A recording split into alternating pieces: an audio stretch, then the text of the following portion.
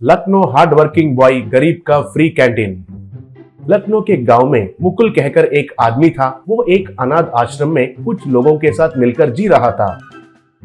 एक दिन उनके अनाथ आश्रम में मुकुल सबके साथ मिलकर खाना खा रहा था।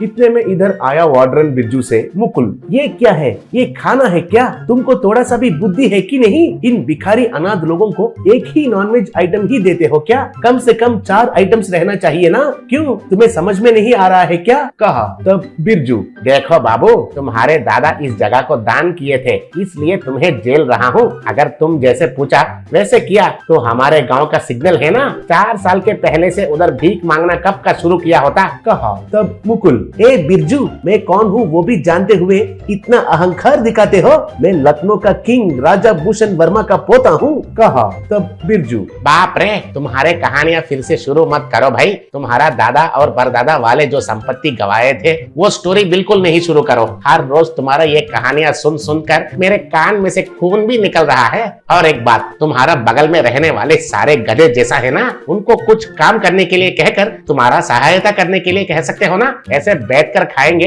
तो काम करना है कहकर सोचना भी बंद कर देंगे येड़े। कहा। तब मुकुल, ए डोंट टॉक नॉनसेंस। ये सब कौन है पता है? मेरा साथी अनाथ है, यही मेरा संपत्ति है, ये हमारा वंश का विरासत है। उनको कैसे छोड़ दूंगा सोच रहे हो? देखते रहो, मैं खुद जाकर गांव में सारा काम करता हूँ। दोनों हाथ से पैसे कमाकर इन लोगों को मैं खुद पालता हूँ। कहा।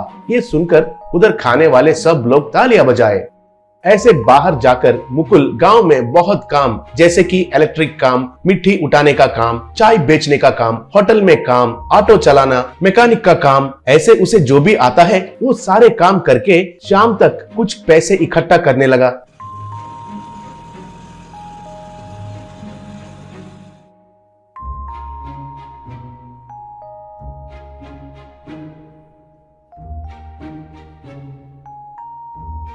ऐसे कुछ दिन मेहनत करके पैसे कमाकर बिरजू को दिया। तब मुकुल, देखो, मेहनत करने के लिए मैं हूँ और हमारा जगह में फ्री कैंटीन भी लगाकर लोगों में बात फैलाओ। गांव में कोई भी गरीब भूखा नहीं रहना चाहिए, इधर आकर खाना चाहिए। उनके लिए पानी में नमक बनकर पिघल जाता हूँ या फिर मोमबत्ती की तरह जल जाता हूँ। कहा। तब बिरजू, हाँ हाँ ठीक है, तुम्हारा सर के मोमबत्ती का मोटापन पिघलने से ही तुम्हें असली बात समझ में नहीं आएगा। जाओ जाओ, तुम जाकर बहुत मेहनत करके पैसे लेकर आओ, मैं कैंटीन का काम देखता हूँ। कहा। तब मुकुल उधर से चला गया।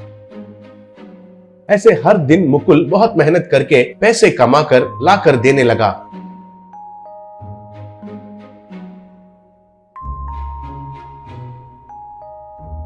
उन पैसों से बिरजू एक दिन एक कैंटीन को लगाया।